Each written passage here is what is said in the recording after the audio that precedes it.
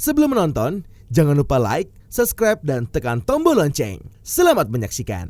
Halo sahabat Eljon, kembali lagi di Eljon Medical Forum. Masih bersama saya Cynthia dan kita masih akan membahas mengenai penyakit ginjal bersama Dr. Jeremia Immanuel Siregar, dokter spesialis penyakit dalam. Dr. Jere, kita lanjut ya. Oke, Nah, dokter, tadi kita sudah bahas salah satu penyebabnya adalah kurang minum air putih ya, dokter. Kemudian apa lagi nih, Dok, penyebab dari gangguan atau penyakit ginjal ini? oke. Ya, jadi selain ya tadi kekurangan cairan juga, ya penyebab penyakit ginjal tadi ya ada banyak sekali gitu ya. Sebenarnya yang paling sering terjadi yaitu karena ada penyakit lain yang memang bisa merusak ginjal. Ya, yang paling sederhana yaitu ya penyakit diabetes, penyakit darah tinggi. Nah, itu kalau nggak dikontrol dengan baik, ya nanti itu juga akan lama-lama membuat fungsi ginjalnya menurun karena dia akan menyebabkan salah satu komplikasinya adalah ke ginjal. Nah, juga yang harus diperhatikan ternyata kegemukan itu atau obesitas itu juga bisa menjadi salah satu faktor yang merusak ginjal. Jadi, kalau badan kita gemuk itu akan terjadi, jadi kan ada banyak tumpukan lemak di dalam tubuh kita.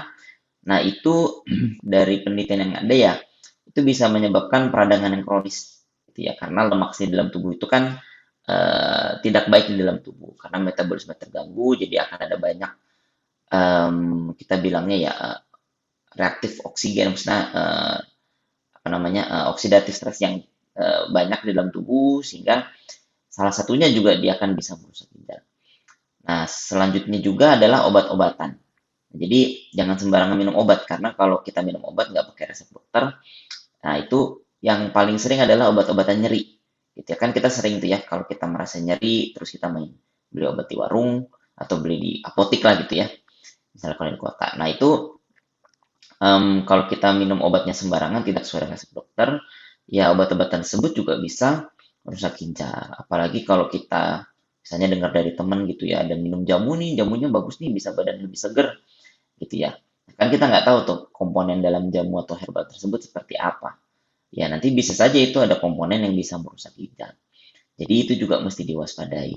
Nah tadi yang lainnya juga adalah penyakit autoimun ya. Sekarang penyakit autoimun lagi banyak nih ya, dan pastinya juga semakin banyak. Nah itu juga bisa saja menyerang di ginjal dan itu juga bisa merusak ginjal. Nah yang sekarang juga lagi, bukan sekarang sih, sampai sekarang juga masih ada, ternyata COVID sendiri juga bisa juga menyerang ginjal dan beberapa pasien yang saya temui juga habis kena COVID fungsi ginjalnya juga sulit gitu untuk kembali ke seperti semula. Jadi itu juga mesti hati-hati karena penyakit-penyakit yang seperti itu juga kalau misalnya sudah terlanjur ginjalnya rusak, belum tentu bisa kembali seperti semula. Jadi memang hal-hal yang seperti itu yang memang harus diperhatikan dan kalau memang sudah ketahuan ya harus segera diobati supaya bisa membaik. Oke. Kemudian kapan dokter harus pergi ke dokter? Karena mungkin juga ginjal itu salah satu tadi dokter katakan apa ya, silent killer gitu ya, Dok. Mungkin orang tidak Ya, banyak menyadari tapi ternyata sudah parah. Gimana nih dokter? Kapan harus dibawa ke dokter? oke. Sebenarnya kapan saja ya yang bisa dibawa pasien-pasien tersebut ke dokter. Bahkan sebenarnya sedini mungkin gitu. Maksud saya dari mulai tahap screening pun ya kita juga harus bisa menyikapi. Misalnya kita menemukan kalau waktu kita screening di medical check up gitu ya, misalnya ada protein di dalam urin atau misalnya ada darah di dalam urin. Nah, itu kita harus waspada gitu. Jangan-jangan ada sesuatu yang terjadi pada ginjal kita. Jangan dianggap remeh gitu. Kita harus ketemu dokter dokter umum lah misalnya kalau misalnya jauh atau ke dokter langsung dokter spesialis penyakit dalam untuk melihat apakah yang terjadi pada urin kita apakah memang ada masalah gitu ya. Selanjutnya kan nanti dokter akan memeriksakan pemeriksaan lanjut apakah nanti perlu di USG atau misalnya diperiksakan yang lainnya gitu ya. Dan juga kalau misalnya nanti pemeriksaan fungsi ginjal kita misalnya dalam medical check up ada peningkatan gitu ya, misalnya kreatininnya agak meningkat, nah itu kan juga mesti disikapi, jangan tunda-tunda gitu. Jadi supaya dokter bisa menganalisa apa yang terjadi, jadi supaya bisa ditangani lebih cepat. Nah itu dari sejak tahap awal. Ya bahkan kalau sudah sampai bergejala, ya jangan tunda-tunda. Kalau misalnya ada ngeluh, misalnya nih kakinya bengkak atau kencingnya berbuih, atau sering merasa lemas atau badannya kayaknya sesak. Nah, itu justru malah jangan sampai ditunda-tunda, harus segera berobat ke dokter ya. Dan setelah diperiksa ya jangan lupa juga memeriksakan fungsi ginjal. Jangan-jangan fungsi ginjalnya sudah naik sangat signifikan sehingga muncul gejala-gejala tersebut gitu. Jadi kalau ada keluhan-keluhan seperti itu ya segera periksakan ke dokter supaya bisa dievaluasi. Oke. Nah, kemudian dokter, apakah ada komplikasinya dokter untuk ginjal ini, dok? Ya, kalau kita bicara ke komplikasi banyak yang bisa terjadi. Yang paling awal ya kalau misalnya terjadi misalnya terkait dengan racun yang tidak bisa dibuang, biasanya seringnya kita sebut racunnya ureum itu ya, toksin daripada ureum itu yang tidak bisa dibuang lewat urin karena ada gangguan ginjal. Nah, itu bisa menyebabkan hal seperti nafsu makan yang menurun, pasiennya bisa mual-mual, tidak mau makan.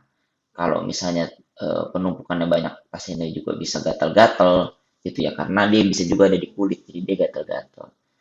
Lalu juga lemes, ya kan, cepat capek karena HB-nya turun, nah itu bisa juga. Lalu kalau ya kencing yang berkurang, ya pasiennya bisa bengkak awalnya ya. Lalu kalau sampai cairannya numpuk di paru-paru, pasiennya juga bisa jadi sesak, gitu ya. Dan racun ureum sendiri ya kalau misalnya terlalu banyak di dalam tubuh itu juga bisa mengganggu kemana-mana. Yang paling sering misalnya ada pasiennya jadi penurunan kesadaran karena terlalu banyak racun, jadi nggak sadar ya. Lalu juga bisa kejang-kejang, bisa juga terjadi irama jantungnya jadi tidak beraturan sampai istilahnya apa namanya aritmianya yang sampai bisa fatal gitu ya. Dan juga apa namanya pasiennya juga bisa jadi sesak yang nggak cuma karena paru-paru tapi karena racun di urinnya. Jadi itu komplikasinya juga komplikasi yang mungkin terjadi pada pasien yang mengalami penyakit ginjal. Oke. Kalau untuk tadi dokter soal banyak minum obat gitu ya, dokter yang mengkonsumsi obat dalam jangka waktu lama, berarti itu Ya, betul ya dok bisa berhubungan dengan ginjal? ya. Nah itu kita harus lihat dulu obatnya apa ya. Nah seringkali saya juga ditanya itu sama pasien. Saya banyak sering kontrol ke dokter nih tiap bulan saya minum obat, nanti ginjal saya bisa rusak nggak? Bahkan nggak jarang yang sering dok saya ini kan udah lama nih dok periksa dokter minum obat, baru dok saya diperiksa fungsi ginjal takutnya ginjal saya udah berkurang nih dok fungsinya gara-gara keseringan minum obat. Itu Mm-mm. biasa langsung saya kasih tahu ya harus dilihat dulu obat apa gitu. Kalau misalnya kita minum obat darah tinggi ya, mengkonsumsi obat buat sakit gula, mengkonsumsi obat untuk kolesterol, maksudnya untuk penyakit-penyakit seperti itu justru kalau kita dengan sengaja mengurangi obatnya atau kita stop obatnya tanpa anjuran dari dokter, yaitu nanti malah akan memperburuk fungsi ginjal. Karena kan itu justru mencegah supaya apa namanya penyakitnya berlanjut sehingga kalau nggak dikendalikan malah ginjalnya akan rusak. Gitu ya. Jadi justru yang hal-hal seperti itu kita nggak boleh stop. Gitu. Karena itu justru fungsinya untuk mengendalikan penyakit kita dan juga nantinya juga kan menjaga ginjal kita supaya tetap baik. Nah, yang minum obat yang kebanyakan tuh yang dimaksud adalah tadi, ya kebanyakan itu obat-obat untuk menghilangkan nyeri, gitu ya. Jadi kalau menghilangkan untuk obat-obat untuk menghilangkan nyeri itu harus konsultasi ke dokter dulu, gitu. Jangan sembarangan minum. Kalau memang ada nyeri ya sebaiknya kita evaluasi kenapa kita mengalami nyeri, gitu. Kalau misalnya ada eh, tindakan atau terapi yang bisa dikerjakan untuk mengurangi terapi tersebut tanpa harus minum obat, ya bisa saja dikerjakan karena kan terapi yang sifatnya lokal gitu ya, terfokus untuk daerah nyerinya, yaitu kan nggak harus minum obat banyak-banyak dan itu bisa mencegah ginjal kita menjadi rusak, gitu ya. Lalu juga kalau misalnya kita sakit dikit minum antibiotik, nah itu juga mesti hati-hati, gitu. Kalau memang kita sakit, kalau memang kita perlu antibiotik, kita harus konsultasi dulu karena ya antibiotik itu kalau kita juga minum dalam tidak sesuai aturan ya memang ada beberapa antibiotik ya nanti kalau kita lama-lama minum ginjalnya juga bisa rusak gitu. Jadi yang seperti itu sebenarnya kalau obat-obat yang memang sifatnya untuk penyakit infeksi atau untuk mengurangi nyeri kita harus lebih hati-hati. Nah, tapi lain kalau misalnya tadi untuk darah tinggi, untuk gula, untuk kolesterol, untuk penyakit-penyakit asam urat, misalnya itu jangan sembarangan stop, karena justru kalau kita mengerjakan itu nanti malah rusak ginjal kita. Oke. Kalau untuk pengobatan ginjal ini penyakit-penyakit atau gangguan ginjal gitu ya dokter, bagaimana saja dokter pengobatannya? Ya, ya. Nah, kalau untuk pengobatan penyakit ginjal itu, yang tadi sebenarnya kita lebih mengutamakan untuk mengobati penyakit dasarnya, gitu ya, misalnya gitu. Jadi kalau misalnya ada darah tinggi diobatin, sakit gula dikendalikan, kolesterol juga dikendalikan. Kalau badan kita gemuk, dikurangi berat badannya, ya tentunya juga dengan olahraga, terus juga dengan diet yang teratur supaya berat badan kita turun, gitu ya. Misalnya juga asam urat juga diobatin. Nah, kalau ada penyakit-penyakit tertentu yang secara apa namanya, secara langsung mengganggu anatomi, maksudnya struktur daripada ginjal kita, misalnya ada sakit batu, gitu ya. Nah, itu juga kan harus diobatin, karena kalau batunya ada di situ terus nggak diobatin, ginjal kita juga bisa rusak, gitu ya. Nah, terus diet-diet yang em, apa namanya, yang kalau misalnya pasien sudah terjadi penyakit ginjal, kita juga harus perhatikan. Misalnya ada makanan yang tinggi protein, itu juga sudah tidak boleh. Misalnya pasien tersebut sudah ditetapkan penyakit ginjal kronik, gitu ya. Jadi fungsi ginjalnya sudah turun dan kita hanya membantu mencegah supaya tidak bertambah buruk. Nah, itu kan protein juga harus dibatasi. Jadi makanan-makanan yang proteinnya banyak kayak telur dan makanan lain juga harus dibatasi, karena yang kita takutkan nanti proteinnya bisa bocor di ginjal, itu juga bisa bikin rusak. Lalu buah-buahan ya memang sudah harus direstriksi, apalagi buah-buahan yang tinggi kalium, misalnya kayak pisang, kayak pepaya, alpukat. Nah, itu juga harus dibatasi kalau seseorang sudah mengalami penyakit ginjal kronik. Karena kalau dimakan secara berlebihan, yang kita takutkan itu juga membuat fungsi ginjalnya jadi semakin menurun. Jadi kita harus lihat dulu memang di tahapan mana pasien ini mengalami gangguan ginjal, lalu juga penyakit dasarnya apa yang membuat ginjalnya terganggu. Nah, sebisa mungkin itu semua diobati supaya bisa terkendali. Nah, terus juga tadi berat badan juga harus diturunkan karena itu juga bisa mengganggu ginjal.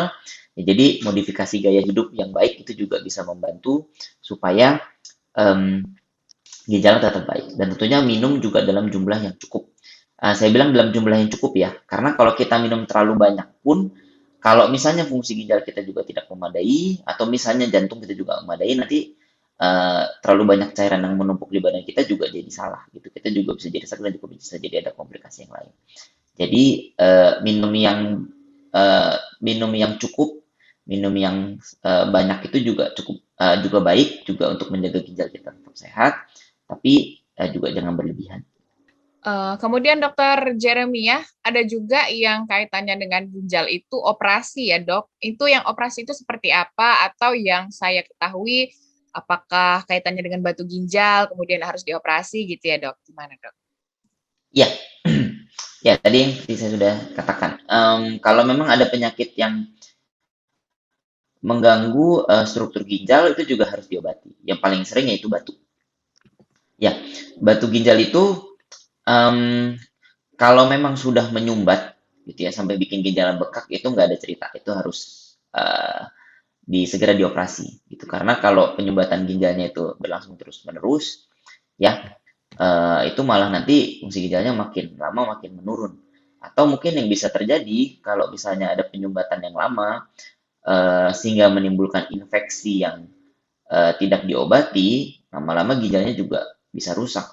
Bahkan yang terjadi kalau sampai struktur ginjalnya hampir semuanya rusak dan berisiko menimbulkan penyakit yang lain, bisa saja ginjalnya mesti diambil, ginjalnya mesti dioperasi, karena kalau nggak bisa diselamatkan, ginjalnya sudah rusak sama sekali, misalnya terjadi infeksi yang berat, nah itu malah nanti kalau nggak diambil ginjalnya, malah nanti infeksinya bisa istilahnya menjalar kemana-mana, sehingga kondisi pasiennya menjadi semakin buruk. Jadi yang bisa dikerjakan adalah kalau misalnya ada ya penyakit ginjal yang perlu dioperasi, itu misalnya batu atau ada infeksi, atau misalnya ada penyumbatan karena penyakit yang lain, mungkin bisa dilakukan tindakan ya tentunya di dokter bedah ya untuk melakukan tindakan tersebut untuk mengeluarkan cairan atau menghilangkan bengkak dari ginjalnya akibat komplikasi dari penyakit ginjalnya. Seperti itu. Oke. Kemudian terakhir dokter, bagaimana cara mencegah penyakit ginjal, bagaimana menjaga kesehatan ginjal, Dok? Oke. Kalau untuk pencegahan penyakit ginjal tuh sebenarnya dari Kemenkes itu sudah sudah ada tuh ya slogan cerdik. Nah itu, nah bisa dilihat tuh. Jadi memang hal-hal yang bisa dikerjakan seperti itu untuk kendalikan tekanan darah, kendalikan gula darah, lalu makan makanan yang sehat, lalu juga olahraga yang teratur, gitu ya. Karena olahraga yang teratur tadi yang saya bilang itu juga bisa membantu supaya ginjal tetap baik. Lalu salah satunya juga berhenti merokok, ya karena rokok sendiri pun juga bisa membuat ginjal kita jadi rusak. Jadi lalu juga minum air yang cukup, gitu ya. Lalu penyakit-penyakit yang memang mendasari yang bisa membuat ginjal kita semakin rusak, yaitu harus diobati supaya penyakitnya bisa terkendali sehingga ginjalnya juga bisa baik, gitu ya. Lalu ya jangan lupa untuk memeriksakan diri ke dokter ya atau melakukan screening minimal ya, melakukan screening untuk pemeriksaan fungsi ginjal sedini mungkin. Jangan ditunda-tunda karena kita untuk stadium awal itu sulit sekali untuk mendeteksi tanda dan gejala penyakit ginjal pada awal-awal, gitu ya. Seringkali nanti ketahuannya udah dalam kondisi yang si ginjalnya yang sudah berat. Jadi kalau sudah sampai di tahap itu kan pengobatannya lebih sulit lagi. Jadi jangan sampai kita melupakan gitu ya screening dari pemeriksaan ginjal karena pemeriksaan yang sederhana bisa melihat apa yang terjadi pada ginjal sehingga kita bisa mendeteksi sedini mungkin, jadi bisa ditangani dengan lebih cepat. Oke. Baiklah, Dokter Jeremia, terima kasih banyak hari ini informasi soal penyakit ginjal. Makasih banyak, Dokter. Ya, sama-sama. Sahabat Eljon, itu dia tadi kita sudah tahu ya, seperti apa saja gangguan ginjal, tanda-tandanya, penyebabnya juga, dan tadi bagaimana cara mengobati, dan yang paling penting tadi harus screening ya, karena Dokter Jeremia juga katakan ini merupakan silent killer. Jadi kita memang harus waspada sejak dini, harus tetap memeriksakan ketika tadi ada gejala-gejala yang mungkin sudah disebutkan juga oleh Dokter Jeremia mengarah kepada gangguan ginjal, kita harus segera screening, periksa mungkin kalaupun tidak ginjal kita bisa ketahui apa sebetulnya gangguan yang terjadi gitu ya, dan sehingga bisa cepat juga ditentukan seperti apa pengobatan lanjutannya dan bisa disembuhkan. Baiklah, semoga berguna dan juga bermanfaat bagi kita semua. Saya Cynthia dan juga Dr. Jeremia Immanuel Siregar, dokter spesialis penyakit dalam, pamit undur diri. Sampai jumpa. Halo Sobat Eljon, perkenalkan saya Askia Latifa Maharani, Putri Pariwisata Indonesia Jambi 2022. Sudah nonton videonya kan? Jangan lupa like, subscribe, dan share videonya ya. Terima kasih.